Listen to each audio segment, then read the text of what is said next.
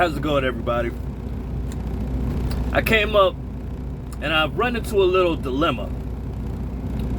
Well, it's not really a dilemma. It's just a choice that I'm going to have to make. And what I'm looking for is what would be the most cost-effective way on getting your own truck. And I might need y'all help on it. Because I was thinking, there's two trucks that I'm interested in.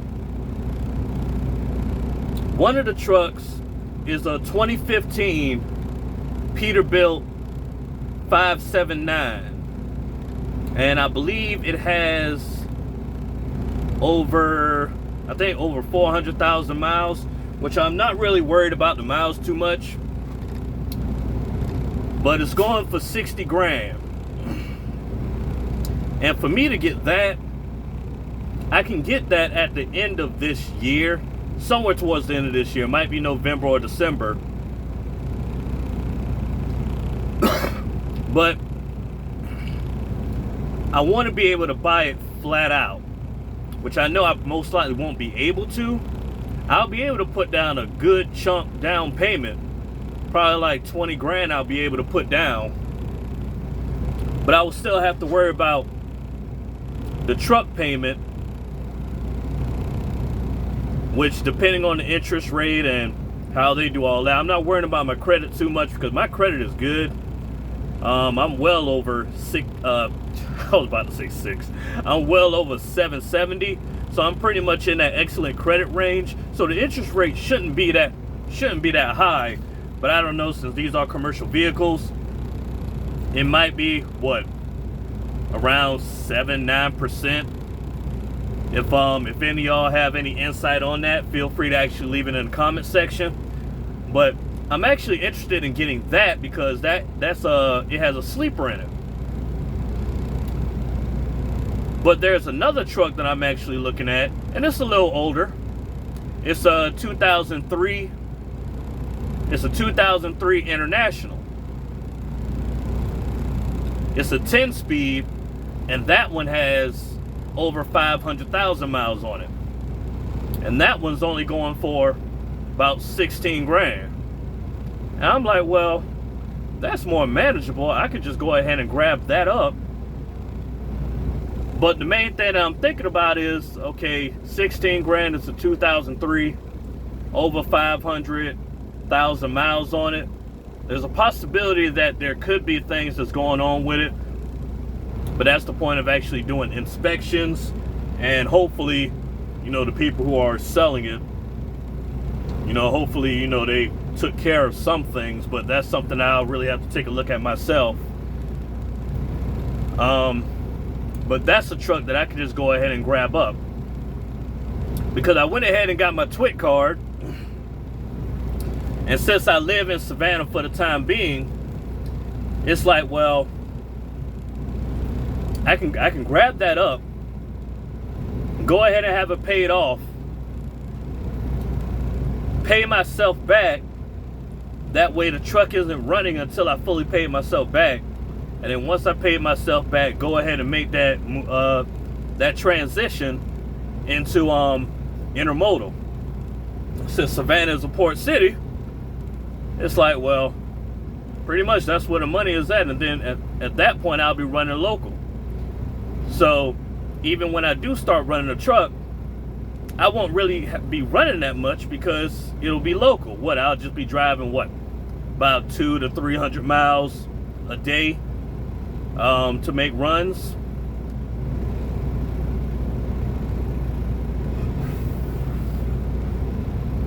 So that would be the benefit of the 16,000 truck and whatnot. And I believe the 2003s, they have the capability of having the electronic logs installed in them. I think that's what it said. I think it said ELD capable. So I have to actually look at it again.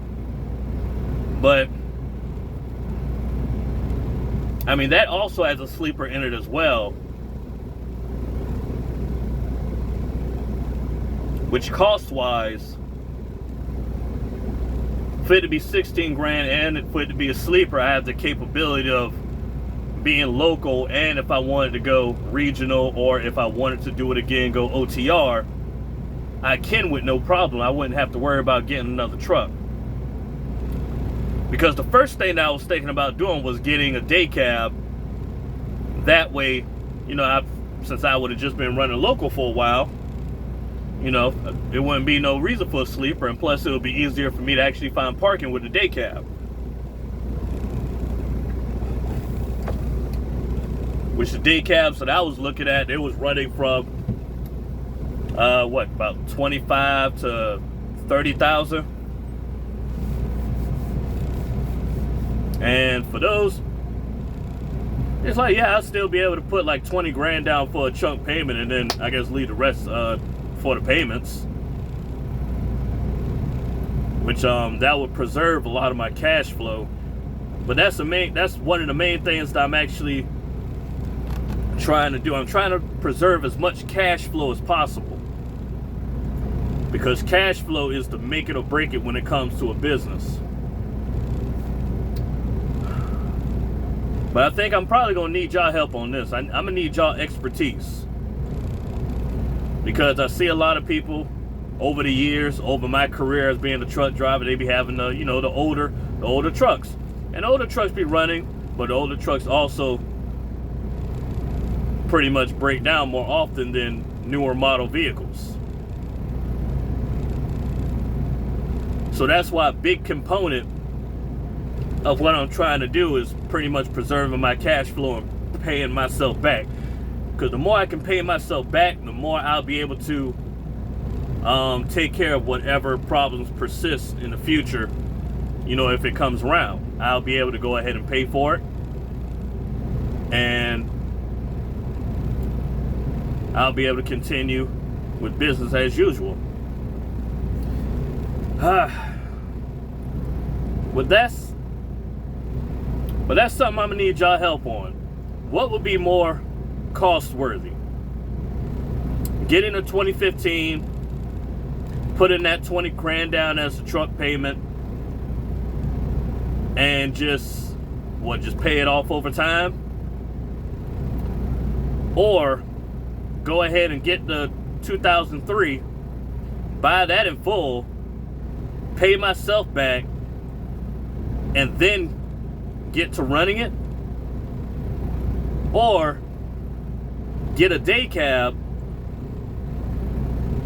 go ahead and put the down payment on it, or buy it in full,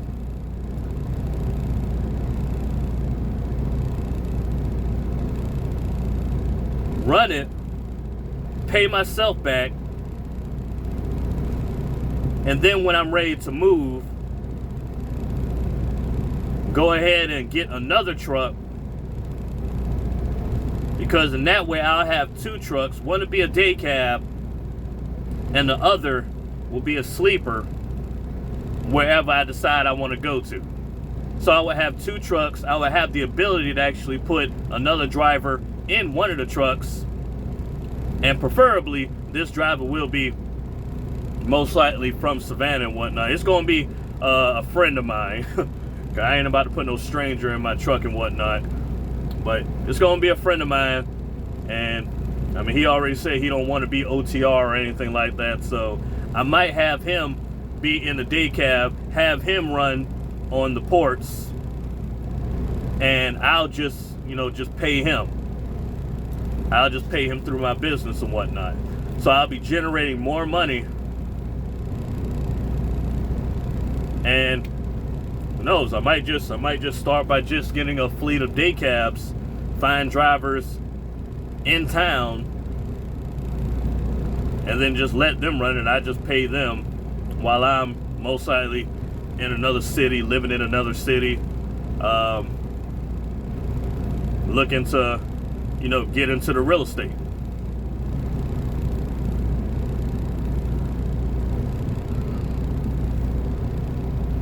Oh, and this actually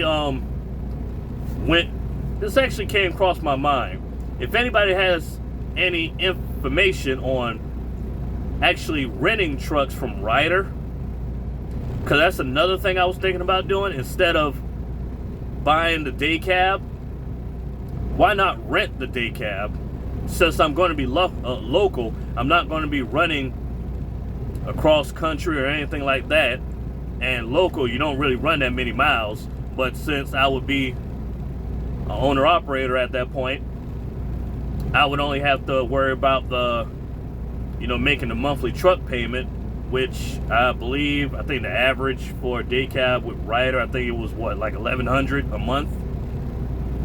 Which, if that's the case, that's not that bad.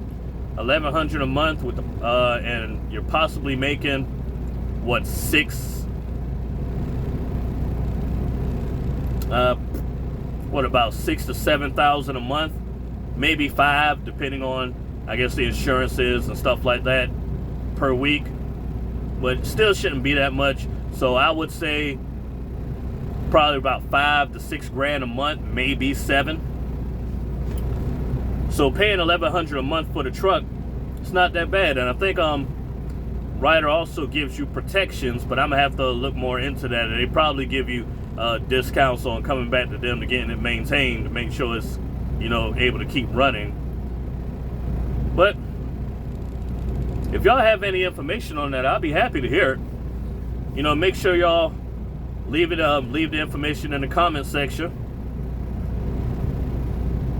And yeah, I'll take the information in mind. I'll look into it myself. But this is something I'm gonna need y'all help on. All right. Well, I guess I'll check y'all in the next video. I'll check y'all on another one.